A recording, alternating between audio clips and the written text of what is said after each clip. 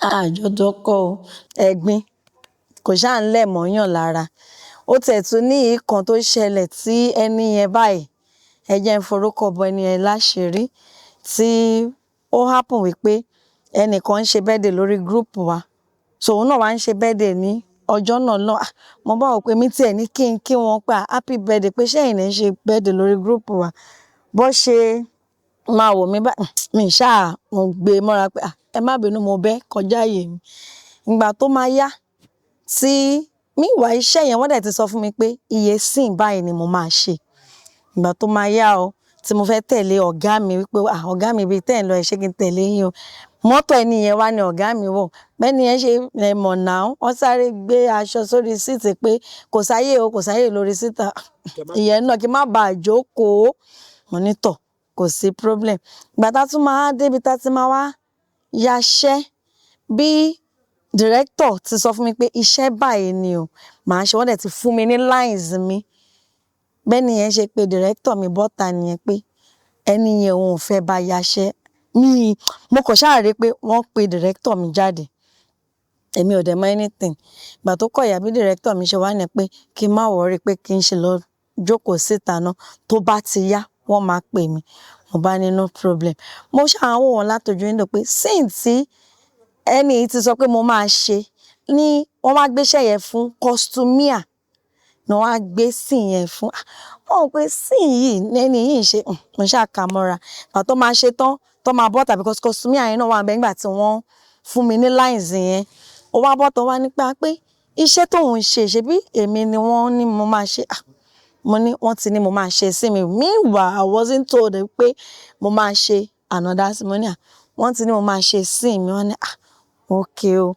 So ìgbà tó wá lẹ́nu kan sọ pé wọ́n ní pé pé ẹni tó play lead role yẹn tó happen to be that lady tí mò ń sọ bó ti lọ sọ fún director wípé òun ò fẹ́ bá mi.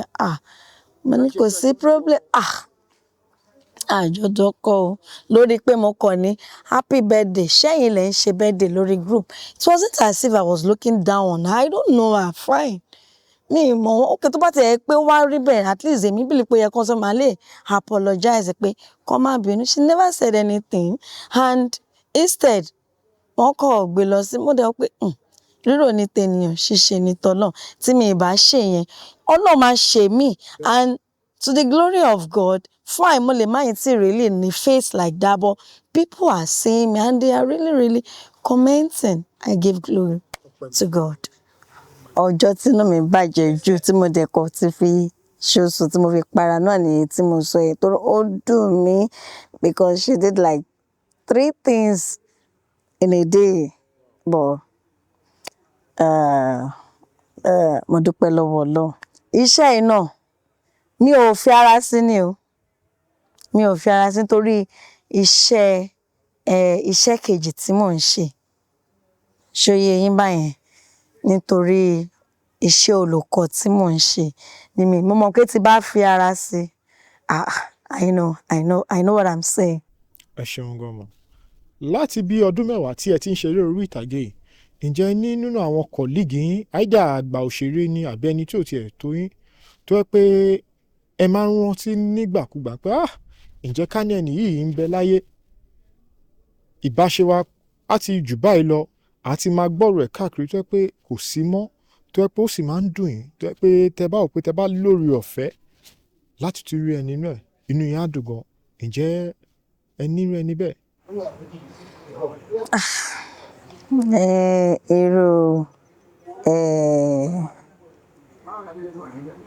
May his gentle soul rest in perfect peace. That's ọ̀gá wa Murphy Afolabi. In fact mo mọ̀ pé because ní ọ̀dọ̀ wa wọ́n máa rí lè pè wọ́n síṣẹ́ and ìgbà tí wọ́n pè wọ́n síṣẹ́ ńgbà yẹn tí mo were opportuned àti like ṣe nínú iṣẹ́ tí a ṣe it was so friendly. It relates well. Wọ́n ní sọ pé bóyá ẹni yìí upcoming ni o ẹni no páwọn àwọn tá ti jọ wà nínú iṣẹ́ yẹn for long ni mo lè bá ṣe no No, even when I wanted to snap with him then, it was like, come on, oh, you're welcome. You know, ẹ mọ̀ téèyàn bá ṣe ṣe sí inú yá lù pé ẹni yìí tó bá tiẹ̀ máa yaṣẹ́ wọn gan. Ó tiẹ̀ ní time kan tó fẹ́ yaṣẹ́ tí kí lorúkọ wọn yìí o?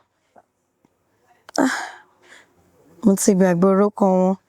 Tí wọ́n pè mí nígbà yẹn pé iṣẹ́ Murphy Afolabi o ṣe mo máa wá bọ̀ ẹ mọ̀ torí iṣẹ́ school mi kò jẹ́ kí really ní time gbà yẹn ni mi ṣe lọ, and I would have loved to even take part nínú iṣẹ́ yẹn gbà yẹn. So ẹ mọ̀ ẹni tẹ́ mọ̀ wípé tẹ́ bá wà nínú iṣẹ́ wọn tó ṣe pé àwọn gan náà pè yín gan, wọn ò ní fojú pa, wọn ò tẹ́ ń fojú pa àwọn ọkọ mi rẹ̀. Wọn ò ń fojú pa wọn rẹ̀. May his gentle soul continue to rest in perfect peace. Ẹ ṣeun gan. Ẹ ṣeun gan. Ẹ má bínú pé à ń lọ yín nífun. Ìdí tí a ṣe ń béèrè ni pé torí àwọn èèyàn tó bá wà nílé tá bá ṣe interview báyìí bójú ẹ̀kọ́ kan àbí méjì a fẹ́ kí wọ́n kọ́ níbẹ̀. Àgàgà tó bá jẹ́ pé maybe àwọn tó ní ọ̀rọ̀ tí wọ́n bá ní opportunity láti wo interview wọ́n lè mọ irú ìgbésẹ̀ tí wọ́n máa gbé. Ní òwúrọ̀ yìí kó tó dín pé a tọ̀ yín wá a rí àwọn mẹ́sẹ̀jì kan nípa Lizzy Anjorin pẹ̀lú Tope Alabi bí àwọn èèyàn ṣe sọ pé àwọn èèyàn wọ́n fẹ́ kí Tope Alabi kó ṣe surprise fún Lizzy Anjorin torí pé ó ń ṣe ọjọ́ ìbí.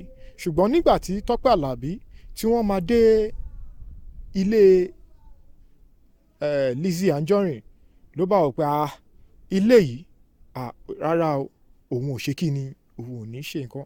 Ǹjẹ́ ẹ ní àìdíà nǹkan tó ṣẹlẹ̀ àbí ẹ mọ̀ nǹkan tó ṣẹlẹ̀ tó wà rántí pé Tope Alabi wọ́n kọ̀ wọn ò bọ́lẹ̀ láti ṣe nǹkan yẹn? Ǹjẹ́ kí lẹ lè rí sọ sí? Ìdí tí wọn fi bọ́lẹ̀ tí wọn fi lọ kọrin tí wọ́n sọ pé kó wá kọ fún wọn is best known to her.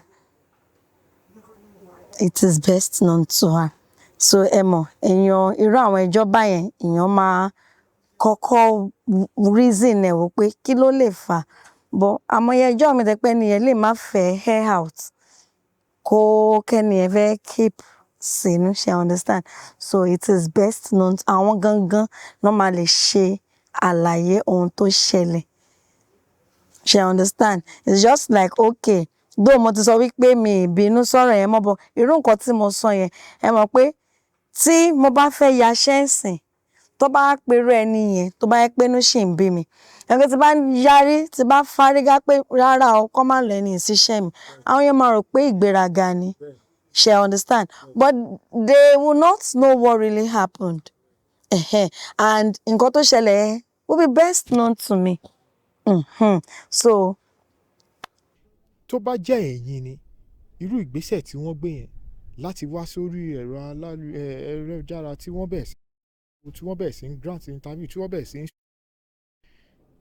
ǹjẹ́ ẹ̀yin máa ṣerú ẹ̀? èmi ò lè ṣerú ẹ̀. Kí nìdí? ẹ mọ̀ pé a yàtọ̀ síra wa. It is not part of me.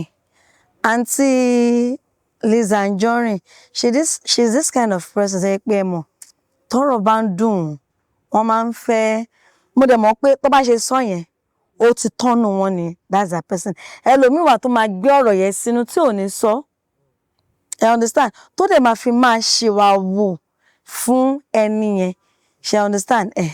So èmi kì í ṣe pé bóyá ọ̀rọ̀ yẹn máa dùn mí èmi ní sọ máa fi máa mo lè lọ bẹ́ẹ̀ ni yẹn lẹ́yìn that's my own person. Ìyẹn mi ṣe ní pé a yàtọ̀ tó bá jẹ́ ni tí mo lè bá sọ̀rọ̀ tí mo ní nọ́mbà ẹ̀ I can easily call the person pé kí wá ló dé kí ni mo ṣe fún yín let's know what happened because I love where there is peace. Let's settle it amicably and let's move on. Bí Lizzy Anjorin tó jẹ́ bí àwọn àgbààgbà òṣèré tí mo dárúkọ wọ̀nyí tó yẹ pé ẹ ti jọ ṣiṣẹ́ pọ̀ ǹjẹ́ ẹ ti bá wọn pàdé rí? Mi ò tí ì bá wọn tẹ́ dárúkọ yẹn mi ò tí ì bá wọn pàdé rí mi dẹ̀ tí ì bá wọn ṣiṣẹ́ rí tí mo dẹ̀ mọ̀ pé lágbára Ọlọ́run mo máa bá wọn pàdé máa bá wọn ṣiṣẹ́ tínú mi dẹ̀ máa dùn tí bá máa bá wọn ṣiṣẹ́.